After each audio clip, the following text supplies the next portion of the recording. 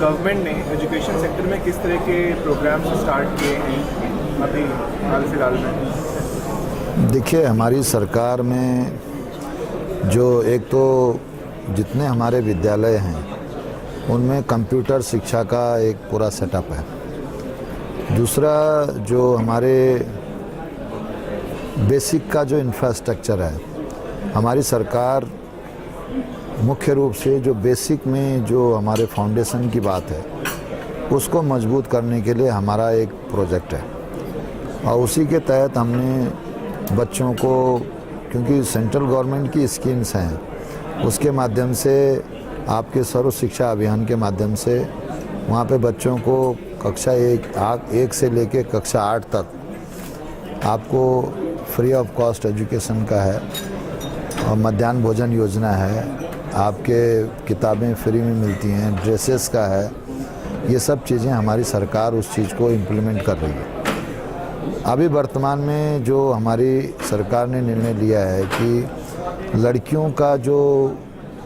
Percentage of education है वो कम हो रहा था, तो उसको इंक्रीज़ करने के लिए, क्योंकि लड़कियां जो हैं ड्रॉप हो रही थी वो इसलिए कि दूर जाना पड़ता था उनको, तो उसके लिए हमने साइकिल प्रोवाइड की है कक्षा 9 से और 12 तक के बच्चों को। वो साइकिल आने जाने के लिए मैदान में जो है साइकिल दी जाएगी तराई के इलाके में, और जो हिल का इलाका है उसमें 3,000 तक का जो है वो उस लड़की का वहाँ पे बैंक अकाउंट होगा, उसमें वो पैसा जाएगा और उसी के तहत वो उसका यूज कर सकते आने जाने के लिए किराए की उसमें। तो ये हमारी सरकार के माध्यम से एक स्कीम चलाई है ताकि जो बालिका शिक्षा है उसको प्रोत्साहन मिल सके। ऐसे ही जो है आपके टीचर्स में भी हमने ट्रेनिंग के उसमें रखा है और उसमें हमने आपके दीनदयाल उपाध्याय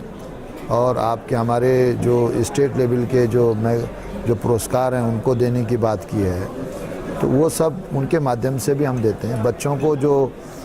स्टेट लेवल पे आते हैं उनको भी हम पारितोषिक देते हैं, उनको फंडिंग करते हैं। तो ये सब चीज़ें हमारी सरकार जो है, हमारे माननीय मुख्यमंत्री विजय बहुगुणा जी के नेतृत्व में ये सब चीज़ें एजुकेशन में करने जा रही है और अच्छी एजुकेशन के, जिसको कहते हैं क्वालिटी एजुकेशन इम्प्रूवमेंट के लिए भी सरकार कृत संकल्प है ताकि बच्चों का जो IQ है वो बढ़े और टीचर्स अच्छे पढ़ाएं। मॉडल स्कूल के रूप में भी ब्लॉक स्तर पर मॉडल स्कूल खोलने जा रही है। संस्कृत शिक्षा, हमारे प्रदेश की संस्कृत जो भाषा जो है वो सेकंड भाषा है, द्वितीय राजभाषा है, तो उसको बढ़ावा देने के लिए भी जो है संस्कृत शिक्षा के माध्यम से भी हम एक नया आयाम प्रस्तुत करने जा रहे हैं, जिसके माध्यम से संस्कृत शिक्षा का जो डायरेक्टरेट है वो अलग से बनाया गया और उस डायरेक्टरेट के माध्यम से बेसिक से लेके और आपके शास्त्री तक की पूरी एजुकेशन विभाग के माध्यम से सरकार करने जा रही है, उनको प्रोवाइड कर रही है। इस तरीके से हमारा जो हायर एजुकेशन में भी है, हायर एजुकेशन में भी अच्छी से अच्छी तामील बच्चों को मिले, स्टूडेंट्स को, और जो हमारे अक़लियत के लोग हैं, जो मदरसे हमारे बेसिक से लेके और आगे तक, उन मदरसों के उसमें भी सरकार जो है वो अच्छी से अच्छी शिक्षा देने की बात कर रही है। तो ये सब चीज़ें हमारी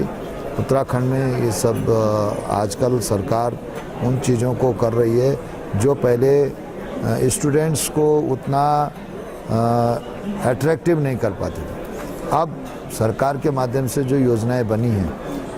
नई टेक्नोलॉजी के हिसाब से, नए पाठ्यक्रम के हिसाब से, SCERT के बुक्स के हिसाब से, वहाँ पे जो हमारे उत्तराखंड के जो प्रमुख जो विभूतियाँ हुई हैं उनके सिलेबस के हिसाब से, उन सब चीज़ों को लेकर के कृषि के क्षेत्र में, क्योंकि हमारे उत्तराखंड की जो स्थिति है, भौगोलिक स्थिति, वो बिल्कुल भिन्न है। वहाँ पर 3 प्रकार के एरियाज़ हैं, एक तो हाई एल्टीट्यूड है, दूसरा मिडिल एल्टीट्यूड है और तीसरा तराई का इलाका है। तो उसी तरीके से हमारे यहाँ विद्यालयों का निर्माण भी, और विद्यालयों में टीचर्स का अपॉइंटमेंट, क्योंकि टीचरों की कमी है, लेकिन उस कमी को दूर करने के लिए सरकार अपॉइंटमेंट शुरू कर रही है और शुरू कर चुकी है। उसमें कई टीचर्स अपॉइंट कर चुके हैं, आपके लेक्चरर से लेकर के, LT से लेकर के, बेसिक से लेकर के सब जगह हम टीचर अपॉइंट कर रहे हैं ताकि शिक्षा के स्तर को बढ़ावा मिल सके। सर टीचर्स को किस तरह की फैसिलिटी सरकार मुहैया करा रही है, क्योंकि देखा यह गया है क्योंकि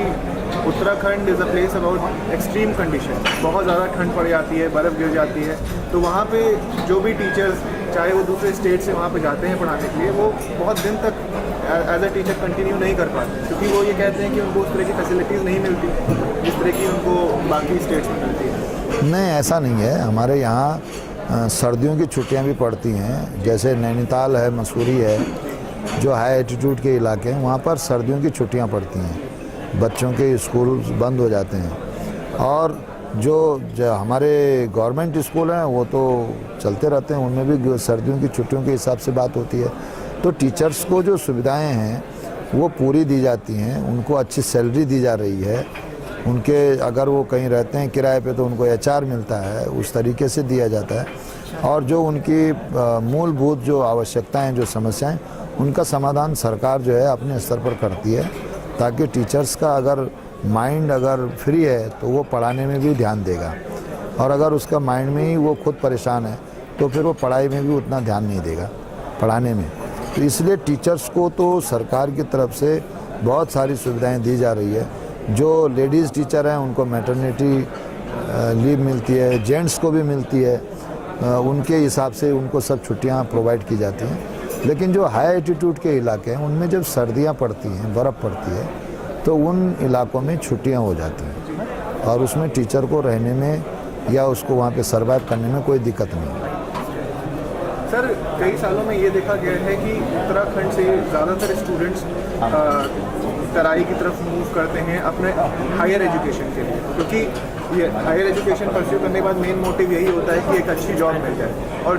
एक अच्छी जॉब उनको दिल्ली, बॉम्बे, पुणे, बैंगलोर इस तरह के शहरों में मिलती है। तो वो कोशिश यही करते हैं कि इसी तरह के शहरों में वो अपनी हायर एजुकेशन पूरी करें और वहीं पर वो जॉब करें। तो आपके किस तरह की पॉलिसीज़ हैं, किस तरह के प्लान्स हैं जिससे कि आप उसी तरह का एजुकेशन अपने खुद के स्टेट को प्रोवाइड करें और वहीं पे उनको जॉब दिलवा सकें, जिससे कि वो अपने परिवारजनों के पास रह सकें?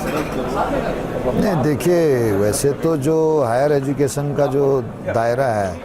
वो तो वर्ल्ड लेवल का है। बच्चा अगर अच्छी डिवीज़न से निकला है, आज हमारे स्टेट में जो यूनिवर्सिटीज़ हैं उनमें भी, क्योंकि देहरादून और नैनीताल इंटरनेशनल हब माना जाता है एजुकेशन का, हमारे स्टेट में बहुत सारी यूनिवर्सिटियाँ हैं, स्काई यूनिवर्सिटी है, टेक्नोलॉजी यूनिवर्सिटी है, ओपन यूनिवर्सिटीज़ हैं, तमाम यूनिवर्सिटीज़ आज हमारे स्टेट में हैं, और आज वर्ल्ड लेवल के जो बच्चे हैं वो हमारे स्टेट में आ रहे हैं। ऐसा नहीं है, ये हमारा सौभाग्य है और इस पे हमें फ़ख्र भी है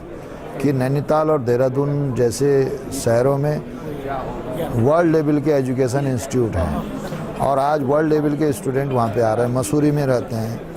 और अब इस समय हमारी सरकार का जो फोकस है वो इंटायर इंटीरियर में एजुकेशन को, जो बेस्ट कॉलेजेस हैं,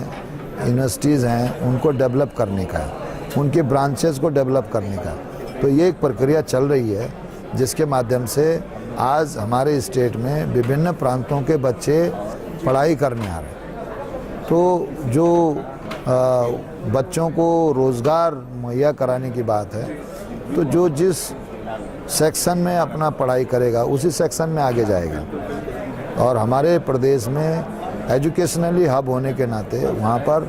विभिन्न विधाओं के माध्यम से बच्चों को शिक्षा दी जाती है, और उसके माध्यम से आज योगा के ही सवाल पे हम कहना चाहेंगे कि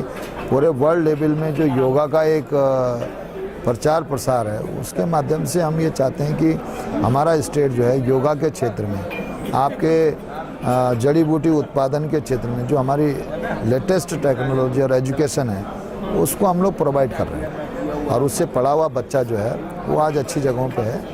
thank you so much sir, अपना कीमती समय। थैंक यू, धन्यवाद।